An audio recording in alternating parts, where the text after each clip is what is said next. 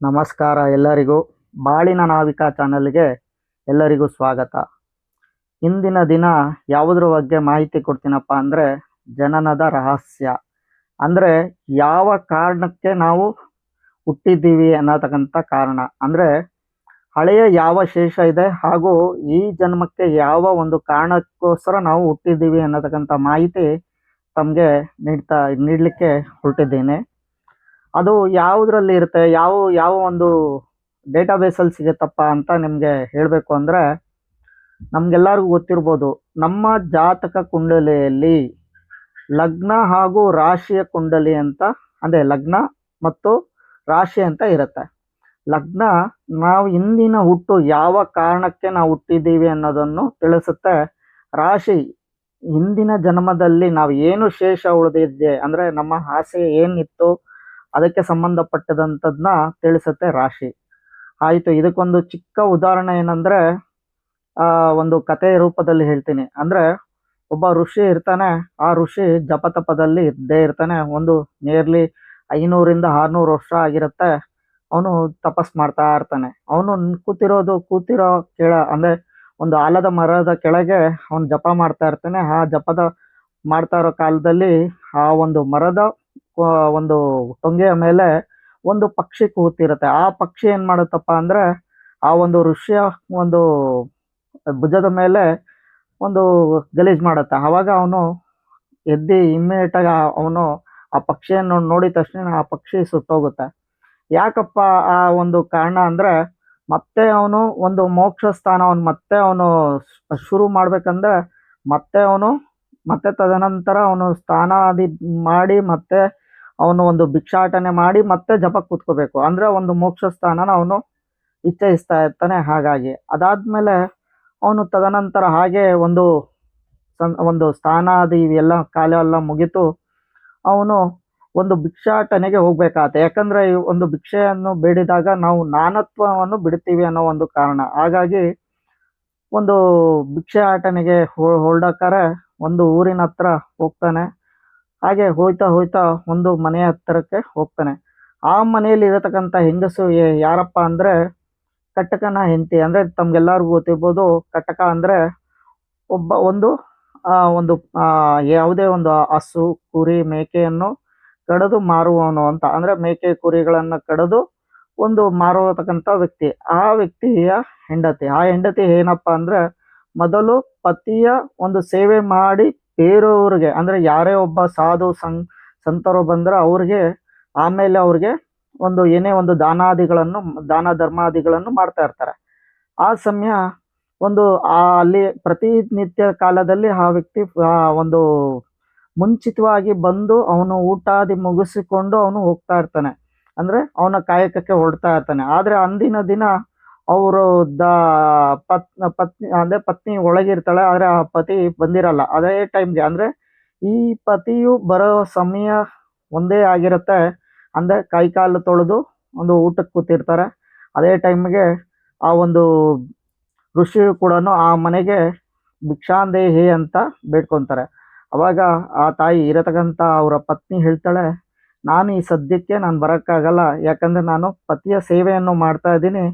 ನಾನು ಅವರ ಒಂದು ಪತಿಯ ಸೇವೆ ಮುಗಿದ ನಂತರ ನಾನು ನಿಮಗೆ ಭಿಕ್ಷೆಯನ್ನು ಹಾಕ್ತೀನಿ ಅಂತ ಹೇಳ್ತಾರೆ. ಆಯಿತು, ಅವರು ಅನ್ನ ಎಲ್ಲ ಬಿಡಿಸಿದ್ರು, ಊಟ ಎಲ್ಲ ಆಯಿತು ಎಲ್ಲ ಆದಮೇಲೆ ಹೊರಡುವ ಸಮಯ ಬರುತ್ತೆ. ಆ ಸಮಯ ಅಂದರೆ ಇನ್ನೇನು ಲಾಸ್ಟ್ ಕೊನೆಯ ಭಾಗ ಇರುತ್ತೆ. ಮತ್ತೆ ಅವರು ಕೇಳ್ತಾರೆ, ಯಾರು ಋಷಿ ಭಿಕ್ಷಾಂದೇಹಿ ಅಂತ ಮತ್ತೆ ಕೇಳ್ತಾರೆ.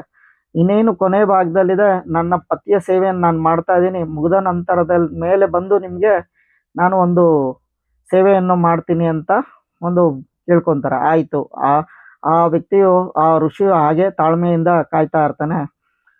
ಆ ಒಂದು ಪತಿಯು ಹೊರಟಿದ ನಂತರ ಆ ಒಂದು ಹೆಣ್ಮಗಳು ಅಂದರೆ ಅವರ ಹೆಂಡತಿ ಬರ್ತಾಳೆ ಆಚೆಗಡೆಗೆ. ಏನಂತ ಒಂದು ಅಕ್ಕಿ ಅಂದರೆ ಒಂದು ಅನ್ನ ಹೀಗೆ ತೊಗೊಂಬಂದು ಆ ಒಂದು ಋಷಿಮುನಿಗೆ ಕೊಡೋಕ್ಕೆ ಬಂದಿದ್ದಾಗ ಅವಾಗ ಹೇಳ್ತಾನೆ. ಅಂದರೆ ಆ ಋಷಿಗೆ ಕೋಪ ಬರುತ್ತೆ. ಕೋಪದಿಂದ ಆ ಒಂದು ಹೆಣ್ಮಗಳಿಗೆ ಶಾಪ ಕೊಡ್ತಾನೆ. ಏನಂತ ಅಂದರೆ, ನೀನು ಒಂದು ಸಿಟ್ಟು ಕೋಪದಿಂದ ನೋಡ್ತಾ ಇರೋಕ್ಕಾರೆ ಆ ಹೆಣ್ಮಗಳು ಹೇಳ್ತಾಳೆ ಏನಂತ, ಆ ಅಕ್ಕಿ ಹೇಗೆ ನೀವು ಸುಟ್ಟಿದ್ದೀರೋ ಹಾಗೆ ನಾನು ಸುಡೋಕ್ಕೆ ನಿಮ್ಮ ಕೈಯಲ್ಲಿ ಆಗಲ್ಲ ಅಂತ ಆ ಒಂದು ಹೆಣ್ಮಕ್ಳು ಹೇಳ್ತಾಳೆ. ಅವು ಅಂದ್ರೆ ಅವಾಗ ಅವನಿಗೆ ಆಶ್ಚರ್ಯ ಆಗತ್ತೆ, ಏನ್ ಈ ಹೆಣ್ಮಗಳು ನನ್ನ ಈ ರೀತಿಯಲ್ಲಿ ಹೇಳ್ತಾ ಇದ್ದಾಳೆ ಅಂತ. ಅವಾಗ ಆ ಕೋಪದಿಂದ ಇರದಂತ ಒಂದು ಋಷಿ ಹೇಳ್ತಾನೆ, ನಿನ್ನ ಸಾವು ಆದಷ್ಟು ಬೇಗ ಪ್ರಾಪ್ತಿಯಾಗಲಿ ಅಂತ ಒಂದು ಒಂದು ಶಾಪವನ್ನು ಕೊಡ್ತಾರೆ. ಅವಾಗ ಅಂದ್ರೆ ಆ ಹೆಣ್ಮಗಳು ಹೇಳ್ತಾಳೆ, ನನಗೆ ಇನ್ನ ಇವಾಗ ತಾನೇ ಗರ್ಭ ನಿಂತಿದೆ, ಆ ಮಗುವಿನ ಜನನ ನಂತರದ ಮೇಲೆ ಅಂದ್ರೆ ನನ್ನ ಒಂದು ಒಂದು ಸಂಸಾರಿಕ ಜೀವನ ಅಂತ ಅಂದ್ರೆ ನಾನು ಒಂದು ವಂಶದ ವೃದ್ಧಿ ಮನೆಗೆ ಮಾಡಿದ ನಂತರದ ಮೇಲೆ ಆ ಒಂದು ಮಗು ನಂತರದ ಮೇಲೆ ನಾನು ಸಾವನ್ನು ಅಂದ್ರೆ ನಾನು ಸಾವನ್ನಪ್ಪಲು ನಾನು ಒಪ್ಪಿದ್ದೇನೆ, ಆ ರೀತಿಯಲ್ಲಿ ನನಗೆ ಒಂದು ಮೋಕ್ಷ ಸ್ಥಾನವನ್ನು ಕೊಡಿ ಅಂತ ಕೇಳ್ಕೊಂತಾರೆ. ಆಯ್ತು ಅಂತ ಆ ಋಷಿ ಅಸ್ತು ಅಂದ್ಬಿಟ್ಟು ಆ ಜಾಗದಿಂದ ಹೊರಟಿದ ನಂತರ ಆಯ್ತು, ಆ ಒಂದು 3 ತಿಂಗಳ ಆಯ್ತು, ಅಂದ್ರೆ 3ನೇ ತಿಂಗಳಾಗಿತ್ತು. ತದನಂತರ 5ನೇ ತಿಂಗಳು, 6ನೇ ತಿಂಗಳು, ಹಾಗೆ 9 ಮಾಸಗಳಾಯ್ತು. ಆ ಮನೆಯಲ್ಲಿ ಒಂದು ಗಂಡು ಮಗು ಜನನ ಆಯ್ತು. ಅದೇ ಹುಟ್ಟಿದ ಸಮಯದಲ್ಲಿ ಯಾವುದೇ ಒಬ್ಬ ವ್ಯಕ್ತಿ ಅಂದ್ರೆ ಸಾವಿನ 15ರಿಂದ 10 ನಿಮಿಷದ ಕಾಲದಲ್ಲಿ ಅವನೇನು ಕೋರಿಕೆ ಇರ್ತಾನೋ ದೇವರಲ್ಲಿ, ಆ ರೀತಿಯಲ್ಲಿ ಅವನು ಹುಟ್ಟುತ್ತಾನೆ ಅನ್ನತಕ್ಕಂಥ ಮಾಹಿತಿ ನಮ್ಮ ಹಿರಿಯರಲ್ಲಿದೆ. ಹಾಗಾಗಿ ಆ ಹೆಂಗಸು ಹೇಳ್ತಾಳೆ, ಅಂದ್ರೆ ಕೇಳ್ಕೊಂತಾಳೆ, ಏನಪ್ಪ ಭಗವಂತ, ನಾನು ಈ ಜನ್ಮದಲ್ಲಿ ನನ್ನ ಮಗನಿಗೆ ನಾನು ಲಾಲನೆ ಪಾಲನೆ ಮಾಡೋಕ್ಕಾಗಲಿಲ್ಲ, ಮುಂದಿನ ಜನ್ಮದಲ್ಲಾದರೂ ನನ್ನ ಮಗನ ಲಾಲನೆ ಪಾಲನೆ ಮಾಡಬೇಕು, ಅದನ್ನ ನೀನೊಂದು ಅಸ್ತು ಅನ್ನಪ್ಪ ಅಂತ ಕೇಳ್ಕೊಂತಾಳೆ. ಹಾಗಾಗಿ ದೇವರು ಆಯ್ತು ಅಂತ ಅಸ್ತು ಅಂತ ಆಯ್ತು. ಆ ಮುಗಿದ ನಂತರದ ಮೇಲೆ ಆ ಮಗು ಅಂದ್ರೆ ಆ ಮಗುವಿಗೆ ತಾಯಿ ಇಲ್ದಿರೋ ರೀತಿಯಲ್ಲಿ ಆಗತ್ತೆ. ಅಂದ್ರೆ ಒಂದು ಸಾವನ್ನು ಅಪ್ತಾಳೆ ಆ ತಾಯಿ. ಆಯ್ತು, ಆ ತಂದೆ ನಂತರ ಆ ಮಗುವಿಗೆ ಆ ತಂದೆ ಯಾರನ್ನೂ ಮದುವೆ ಆಗಲ್ಲ, ಹಾಗೆ ಮಗುವನ್ನ ಸಾಕ್ತಾ ಬರ್ತಾನೆ. ಪ್ರಾಯದ ಸಮಯ ಬರುತ್ತೆ, ಅಂದ್ರೆ 18ರಿಂದ 21ನೇ ಸಮಯದಲ್ಲಿ. ಯಾಕಂದ್ರೆ ಆ ಸಮಯ ಆ ತಂದೆಗೂ ವಯಸ್ಸಾಗಿರುತ್ತೆ. ಆ ವಯಸ್ಸಾದ ನಂತರ ಅವಾಗ ಕೇಳ್ಕೊಂತಾನೆ, ಅಪ್ಪ ನನಗೆ ಮುಂಚಿನ ತರ ಶಕ್ತಿ ಇಲ್ಲ, ನಿನಗೆ ಮದುವೆ ಮಾಡಬೇಕು, ಹಾಗಾಗಿ ಇದು ಸರಿಯಾದ ಸಮಯ, ಹಾಗಾಗಿ ಒಂದು ಹೆಣ್ಮಗಳನ್ನ ನಾನು ಹುಡುಕ್ಬೇಕು ಅನ್ಕೊಂಡಿದ್ದೀನಿ, ನೀನು ಮದುವೆ ಮಾಡ್ಕೊಳಪ್ಪ, ಅಡುಗೆ ಎಲ್ಲಾನು ಆ ಹುಡುಗಿ ಹೆಣ್ಮಗಳು ನಿನಗೆ ನೋಡ್ಕೊಳ್ಳೋದಕ್ಕೂ ಎಲ್ಲದಕ್ಕೂ ಆಗತ್ತೆ ಅಂತ ಹೇಳ್ತಾಳೆ. ಆಯ್ತು ಅಂತ ಅಂದಾಗ ಹೆಣ್ಮಗಳನ್ನ ಹುಡುಕಕ್ಕೆ ಹೊರಟಾಗ ಮದುವೆಯನ್ನು ಆಯ್ತು. ತದನಂತರ ಅದೇ ರೀತಿಯಲ್ಲಿ ಆ ಹೆಣ್ಣು ಮಗಳು ಅಂದ್ರೆ ಆ ಮಗ ಅದೇ ಸೊಸೆಯೇ ಕೂಡ ಆ ಹೆಂಡತಿ ಹೇಗಿರ್ತಾರೋ ಅದೇ ರೀತಿಯಲ್ಲಿ ಒಂದು ಪತಿಯ ಸೇವೆಯನ್ನು ಪ್ರತಿನಿತ್ಯದಲ್ಲಿ ಮಾಡ್ತಾ ಇರ್ತಾರೆ. ಯಾವುದೇ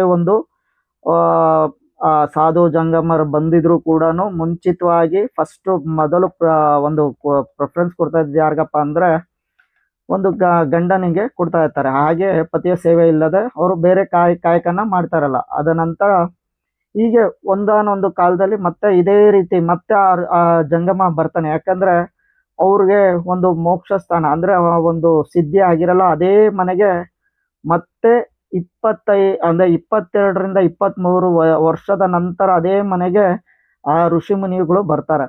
ಆ ಋಷಿ ಮುನಿಗಳು ಅದೇ ಮನೆಗೆ ಭಿಕ್ಷಾಟನೆಗೆ ಬಂದಾಗ ಮತ್ತೆ ಅದೇ ರೀತಿಯಲ್ಲೇ ಆಗತ್ತೆ. ಏನಪ್ಪಾ ಅಂದ್ರೆ ಆ ವ್ಯಕ್ತಿ ಕಟಕನ ಹೆಂಡತಿ ಅಂದ್ರೆ ತಂದೆಯ ಕಾಯಕನೇ ಆ ಮಗನು ಮಾಡ್ತಾ ಇರ್ತಾನೆ. ಆ ಸಮಯದಲ್ಲಿ ಊಟ ಮಾಡ್ತಾ ಇರ್ತಾರೆ. ಅವಾಗ ಆ ಋಷಿ ಹೇಳ್ತಾನೆ, ಭಿಕ್ಷಾಂದೇಹಿ ಅಂತ ಕೂಗ್ತಾನೆ. ಅವಾಗ ಹೇಳ್ತಾಳೆ ಅವ್ರ ಹೆಂಡತಿ, ನಾನು ನನ್ನ ಗಂಡನಿಗೆ ಪತಿ ಸೇವೆ ಮಾಡ್ತಾ ಇದ್ದೀನಿ, ನಾನು 10ರಿಂದ 15 ನಿಮಿಷ ಆಗತ್ತೆ, ಕಾಯಿರಪ್ಪ ಅಂತ ಹೇಳ್ತಾಳೆ. ಆಯ್ತು ಅಂತ ಋಷಿ ಮುನಿಗಳು ಕಾಯ್ತಾನೆ ಇರ್ತಾರೆ. ತದನಂತರ ಆ ಊಟ ಎಲ್ಲ ಮುಗೀತು. ತದನಂತರ ಮತ್ತೆ ಆ ವ್ಯಕ್ತಿ ಋಷಿಯು ಭಿಕ್ಷಾಂದೇಹಿ ಅಂತ ಕರೀತಾರೆ. ಆ ಸಮಯದಲ್ಲಿ ಏನು ಆ ಅಕ್ಕಿಯನ್ನು ಎತ್ತಿಕೊಂಡು ಅಂದ್ರೆ ಭಿಕ್ಷೆ ಹಾಕಲು ಆ ಹೆಣ್ಮಗಳು ಆ ಹೊರಗೆ ಬರ್ತಾಳೆ. ಆ ಹೊರಗೆ ಬಂದಾಗ ಆ ಋಷಿ ಮುನಿಗೆ ಆಶ್ಚರ್ಯ ಆಗತ್ತೆ, ನೀನ್ ಹೇಗ್ ಬದುಕಿದೀಯಾ ಅಂತ ಆ ಹೆಣ್ಮಗಳನ್ನು ಕೇಳ್ತಾಳೆ. ಆ ಹೆಣ್ಮಗಳು ಕೇಳಿದ ತಕ್ಷಣ, ಯಾಕೆ ಸ್ವಾಮಿ ಅಂತ ಫಸ್ಟ್ ಕೇಳ್ತಾಳೆ. ನಾನು ನಿನಗೆ ಅವತ್ತು ಶಾಪ ಕೊಟ್ಟಿದ್ದೆ, ನೀನು ನಿನ್ನ ಅಂದ್ರೆ ನಿನ್ನ ಮಗು ಜನನ ಅಂದ್ರೆ ನಿನ್ನ ಸಾವು ಹತ್ರಕ್ಕೆ ಬರಲಿ ಅಂತ ನೀನು ಕೇಳ್ಕೊಂಡಿದ್ದೆ. ಹೌದು ಸ್ವಾಮಿ, ನಾನು ತೀರೋದೆ ಅಂತ. ಆಯ್ತು, ಅದು ಹೇಗಾಯ್ತು, ಮತ್ತೆ ನನ್ನ ಮಗನ ಹುಟ್ಟಿದ ನಂತರದಲ್ಲಿ ನಾನು ಸಾವನ್ನಪ್ಪಿದೆ. ಆದರೆ ನಾನು ದೇವರಲ್ಲಿ ನಾನು ಮೊರೆ ಇಟ್ಟೆ, ಏನಂತ, ನನ್ನ ಮಗನ ಲಾಲನೆ ಪಾಲನೆಯ ಒಂದು ಸಲುವಾಗಿ ನಾನು ಮತ್ತೆ ನನ್ನ ಮನೆಯಲ್ಲಿ ಒಂದು ಯಾವುದಾದ್ರೂ ಒಂದು ಜನ್ಮವನ್ನು ಹುಟ್ಟಿ ನನ್ನ ಮಗನನ್ನು ಒಂದು ಬೆಳೆಸಲಿಕ್ಕೆ ನನಗೊಂದು ಅವಕಾಶ ಕೊಡು ಅಂತ ಕೇಳ್ಕೊಂಡೆ ಅಂತ ದೇವರಲ್ಲಿ ಕೇಳ್ಕೊಂಡೆ ಅಂತ ಒಂದು ಋಷಿ ಕೇಳ್ಕೊತಾರೆ. ತಮಗೆಲ್ಲ ಅರ್ಥ ಆಯಿತು ಅನಿಸುತ್ತೆ ಈ ಒಂದು ವಿವರ. ಹಾಗೆಯೇ ನಮ್ಮ ಒಂದು ಯಾವುದೇ ಒಂದು ಜಾತಕದಲ್ಲಿ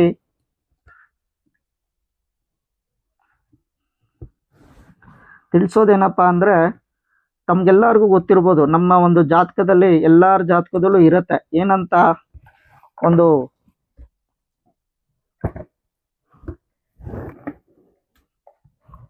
ಏನಪ್ಪ ಇರತ್ತೆ ಅಂದರೆ, ಲಗ್ನ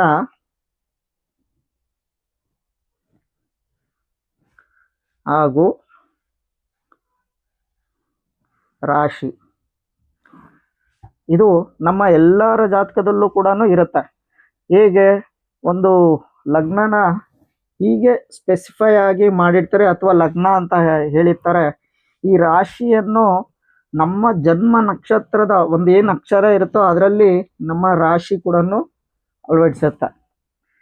ತಮಗೆಲ್ಲ ಮುಂಚೆನೆ ತಿಳಿಸಿದ್ದೆ ಏನಂತ, ಲಗ್ನ ಏನು ಹೇಳುತ್ತೆ ಅನ್ನೋದು. ಹಾಗಾಗಿ ಲಗ್ನ ಅಂದರೆ ಆ ಮನುಷ್ಯನ ಹುಟ್ಟು ಯಾವ ಕಾರಣಕ್ಕೆ ಹುಟ್ಟಿದ್ದಾನೆ ಅನ್ನತಕ್ಕಂಥ ಮಾಹಿತಿ ನಮಗೆ ಲಗ್ನದಿಂದ ಗೊತ್ತಾಗುತ್ತೆ. ಈ ರಾಶಿ ಏನು ತೋರಿಸುತ್ತೆ ಅಂದರೆ, ಹಳೆಯ ಜನ್ಮದ ಶೇಷ. ಹಳೆಯ ಜನ್ಮದಲ್ಲಿ ಅವನು ಏನು ಶೇಷವನ್ನು ಇಟ್ಕೊಂಡಿದ್ದಾನೆ ಅಂತ, ಅಂದರೆ ಒಂದು ಹುಟ್ಟಿಗೆ ಕಾರಣ ಯಾವ ಕಾರಣದಿಂದ ಹುಟ್ಟಿದ್ದಾನೆ ಅನ್ನತಕ್ಕಂಥ ಮಾಹಿತಿ ತಮಗೆ ಈ ರಾಶಿಯಿಂದ ಗೊತ್ತಾಗುತ್ತೆ. ತಮಗೆ ಎಲ್ಲರಿಗೂ ಗೊತ್ತು, 12 ರಾಶಿಗಳು ನಮಗೆಲ್ಲರಿಗೂ ಗೊತ್ತಿದೆ.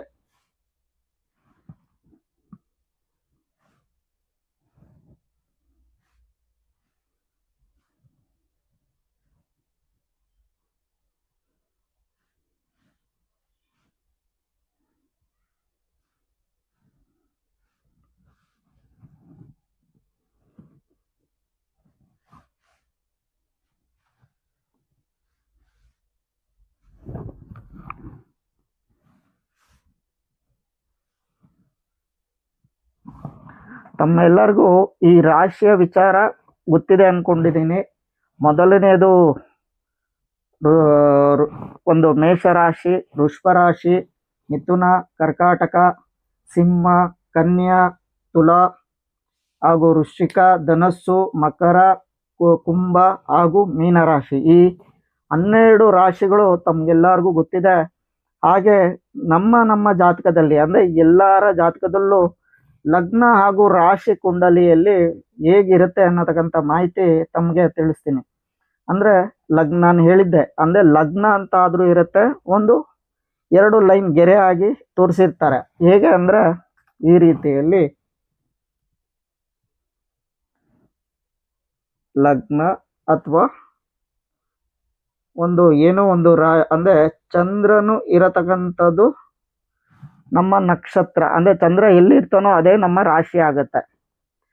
ಈ ಒಂದು ಲಗ್ನ ಹಾಗೂ ರಾಶಿಯನ್ನು ತಮಗೆ ತಿಳಿಸ್ದೆ. ಅದೇನಾಗತ್ತಪ್ಪ ಅಂತನೋ, ಇದು ಈ ಜನ್ಮಕ್ಕೆ ಈ ವ್ಯಕ್ತಿ ಹುಟ್ಟಿರೋ ಕಾರಣ ಏನು ಅನ್ನೋದು ತಿಳಿಸುತ್ತೆ. ಹಳೆಯ ಶೇಷ ಏನು ಅನ್ನೋದು ಒಂದು ಚಂದ್ರನಿಂದ ಗೊತ್ತಾಗುತ್ತೆ. ಆಯಿತು, ಅದು ಶೇಷ ಏನೇನಪ್ಪ ಅನ್ನೋದು ಆದರೆ, ಹುಟ್ಟಿರೋತಕ್ಕಂಥ ಕಾರಣ 3 ವಿಚಾರಗಳಿದೆ. ಅದು ಮೊದಲನೇದಾಗಿ ಹಣಕಾಸು ಸಂಪತ್ತಿನ ಆಸೆ, ಅಂದರೆ ಹಣಕಾಸಿನ ವಿಚಾರವಾಗಿ ಹುಟ್ಟಿರೋಂಥದ್ದು. ಅಂದರೆ ಯಾವುದೇ ಒಬ್ಬ ವ್ಯಕ್ತಿ ಹಣಕಾಸು ಅಂದರೆ ಹುಟ್ಟಿದ ಹಳೆಯ ಶೇಷ ಆಗಿರ್ಬೋದು, ಹುಟ್ಟಿದ ಈ ಜನ್ಮದ ಶೇಷ ಆಗಿರ್ಬೋದು, ಅವನು ಹಣದ ಒಂದು ವಿಚಾರಕ್ಕೋಸ್ಕರ ಹುಟ್ಟಿರ್ತಾನೆ. ಅಂದರೆ ಆ ಹಣನ ಅನುಭವಿಸ್ಬೇಕಾಗಿರುತ್ತೆ. ಹಳೆಯ ಜನ್ಮದಲ್ಲಿ ಅವನು ಆ ಮನೆಗೆ ಒಂದು ಹಣದ ಋಣಾನುಬಂಧ ಇರುತ್ತೆ. ಅಂದರೆ ನಿಮಗೆ ನಮ್ಮ ಹಿಂದಿನ ನನ್ನ ವಿಡಿಯೋಲಿ ಹೇಳಿದೆ, ಋಣಾನುಬಂಧ ರೂಪೇಣ ಪಶುಪತ್ನು ಸುತಾಲಯ ಅಂತ. ಹೇಗೆ ಒಂದು ಋಣ ಅನ್ನತಕ್ಕಂಥದ್ದು ಅಂದರೆ ನಮ್ಮ ಮನೆಯಲ್ಲಿ ಯಾವುದೇ ಒಂದು ಪ್ರಾಣಿ ಆಗಿರ್ಬೋದು, ನಮಗೆ ಸಿಕ್ಕತಕ್ಕಂಥ ಭೂಮಿ ಋಣ ಆಗಿರ್ಬೋದು, ಒಂದು ಹೆಂಡತಿ ಆಗಿರ್ಬೋದು, ಎಲ್ಲಾನು ವಿಚಾರ ಹೋಗ್ಬೇಕು ಅಂದರೆ ಅಣ್ಣ ತಮ್ಮಂದಿರು, ನಮ್ಮ ತಂದೆ ತಾಯಿಗಳು ಏನೇ ಒಂದು ಸಿಗಬೇಕು ಅಂದರೆ ಋಣ ಇರುತ್ತೆ. ಅಂದರೆ ಈ ಶೇಷ ಅನ್ನೋದು ನಮಗೂ ಅವರಿಗೂ ಲಿಂಕ್ ಇರುತ್ತೆ. ಹಾಗಾಗಿ ಒಂದು ಮೊದಲನೇ ಭಾಗದಲ್ಲಿ ತಮಗೆ ಹೇಳ್ಬೋದು ಏನಂದ್ರೆ ಈ 3 ವಿಚಾರಗಳು ಅಂದ್ರೆ ಆ ಒಂದು ಹಣಕಾಸಿನ ಸಂಪತ್ತು ಅಂತ ಹೇಳಿದೆ. ಹೇಗೆ ಅವ್ರ ಹಣಕಾಸು ಅಂದ್ರೆ ಅವ್ರಿಗೆ ಸಾಕಷ್ಟು ಹಣದ ಮೋಹ ಇರುತ್ತೆ. ಅಂದ್ರೆ ಎಷ್ಟೋ ಜನಕ್ಕೆ ಗೊತ್ತಿರಬೇಕು, ಅಂದ್ರೆ ಅವರು ಹಣ ಅಂದಿದ ತಕ್ಷಣ ಹೇಳ್ತಾರೆ, ಹಿರಿಯರು ಹೇಳ್ತಾರೆ, ಅಂದ್ರೆ ಅವನು ತೀರೋಗ್ಬೇಕಾರೆ ಒಂದು ಹಣದವನ್ನು ಉಜ್ಜಿ ಒಂದು ನಾಲ್ಗೆಗೆ ಬಿಟ್ರೆ ಅಂದ್ರೆ ಚಿನ್ನದ ಮೋಹ ಆಗಿರ್ಬೋದು, ಅವ್ರು ಒಂದು ಬಾಯಿ ಬಿಟ್ರೇನೆ ಅವ್ರ ಪ್ರಾಣ ಹೋಗೋದು ಅಂತ ಹಿರಿಯರು ಹೇಳ್ತಾರೆ. ಹಾಗೆ ಆ ಆಸೆಯನ್ನು ಇಟ್ಟಂತ ವ್ಯಕ್ತಿಗಳು ಆ ಶೇಷದಲ್ಲಿ ಇರ್ತಾರೆ. ಹಾಗೆ ಒಂದು ಮೋಕ್ಷದ ಹಾದಿ ಅಂದ್ರೆ ಮೋಕ್ಷ ಅಂದ್ರೆ ಏನೇ ಒಂದು ದಾನ ಧರ್ಮಾದಿಗಳು ಆಗಿರ್ಬೋದು, ಏನೇ ಒಂದು ಕರ್ಮದ ಸ್ಥಾನ ಆಗಿರ್ಬೋದು, ಅಂದ್ರೆ ಅವ್ರಿಗೆ ಆ ಒಂದು ವೃತ್ತಿಯಲ್ಲೇ ಇರ್ತಾರೆ, ಅಂದ್ರೆ ಆ ಒಂದು ಮಾಹಿತಿಯಲ್ಲೇ ಇರ್ತಾರೆ. ತದನಂತರದ ಮೇಲೆ ಕಾಮದ ಆಸೆ ಅಂದ್ರೆ ಕಾಮ ಅಂದ್ರೆ ಯಾರ್ದೋ ಒಂದು ಹೆಣ್ಮಗಳನ್ನ ನೋಡಿ ಇಷ್ಟಪಟ್ಟಿರ್ತಾರೆ, ಅಂದ್ರೆ ಹಳೆಯ ಜನ್ಮದಲ್ಲಿ ಆ ಒಂದು ಸ್ಥಾನ ಆ ಒಂದು ಫಲ ಕೊಡುತ್ತೆ. ಅಂದ್ರೆ ಅವ್ರ ಹಳೆಯದ ಶೇಷ ಯಾವುದೋ ಆ 15 ನಿಮಿಷ ಅಂದ್ರೆ ನಿಮ್ಗೆ ಹಿಂದೆ ಕಥೆಯನ್ನು ಹೇಳಿದ್ದೆ, ಆ ಕಥೆಯನ್ನು ಅರ್ಥ ಮಾಡ್ಕೊಂಡ್ರೆ ಈ ಫಲಗಳು ಹೇಗೆ ಸಿಗುತ್ತೆ ಅಪ್ಪ ಅನ್ನೋದಕ್ಕಂತ ಮಾಹಿತಿ ತಮಗೆ ಸಿಗುತ್ತೆ. ಹೀಗೆ 3 ವಿಚಾರಗಳು ಇದೆ, ಅಂದ್ರೆ ಒಂದು ಹಣಕಾಸು, ಒಂದು ಮೋಕ್ಷ ಸ್ಥಾನ, ಒಂದು ಕಾಮದ ಆಸೆ. ಈ 3 ಕಾರಣಗಳಲ್ಲಿ ನಮ್ಮ ಹುಟ್ಟುನ ರಹಸ್ಯ ಇದೆ ಅನ್ನತಕ್ಕಂಥ ಮಾಹಿತಿ ತಮಗೆ ಈ ವಿಡಿಯೋಲಿ ನೀಡಿದ್ದೀನಿ. ಹಾಗೂ ಈ ವಿಡಿಯೋ ನಿಮ್ಗೆ ಏನಾದ್ರು ಇಷ್ಟ ಆದರೆ ಲೈಕ್ ಮಾಡಿ, ಸಬ್ಸ್ಕ್ರೈಬ್ ಆಗೋದು ಮರಿಬೇಡಿ. ಹಾಗೂ ಈ ಒಂದು ವಿಡಿಯೋ ತಮ್ಗೇನಾದರೂ ಹೌದು ಸತ್ಯ ಅನ್ಸಿದ್ರೆ ಕಮೆಂಟ್ಸ್ ಮಾಡಿ, ಅವಾಗಷ್ಟೇ ನಿಮಗೆ ಮುಂದಿನ ಮಾಹಿತಿ ನಾನು ಕೊಡೋಕ್ಕಾಗೋದು. ಯಾಕಂದರೆ ಕಮೆಂಟ್ಸ್ ಇಲ್ಲದೆ ಯಾಕೆ ನಿಮಗೆ ಕಮೆಂಟ್ಸ್ ಕೇಳ್ತಿದ್ದೀನಿ ಅಂದರೆ, ಈ ವಿಡಿಯೋ ನೀವು ನೋಡಿದ್ದೀರಾ, ಆದರೆ ನಿಮ್ಗೆ ಎಷ್ಟು ಅರ್ಥ ಆಗಿದೆ ಅನ್ನೋದು ನನಗೇನು ಗೊತ್ತಿರಲ್ಲ. ಹಾಗೂ ತಮಗೂ ಈ ಒಂದು ತಿಳಿಸಿದಂಥ ಮಾಹಿತಿ ಅದೇನು ಅನ್ನೋದು ಗೊತ್ತಾಗಬೇಕು ಅನ್ನೋದಾದರೆ ಕಮೆಂಟ್ಸಿನ ಮುಖಾಂತರನೇ ನನಗೆ ಗೊತ್ತಾಗುವಂಥದ್ದು. ಹಾಗಾಗಿ ಎಷ್ಟು ಜನ ಕಮೆಂಟ್ಸ್ ಮಾಡ್ತೀರೋ ಅದರ ವಿಚಾರವಾಗಿ ನಾನು ಮುಂದಿನ ನನ್ನ ವಿಡಿಯೋಲಿ ತಿಳಿಸ್ತಾ ಹೋಗ್ತೀನಿ. ನಮಸ್ಕಾರ.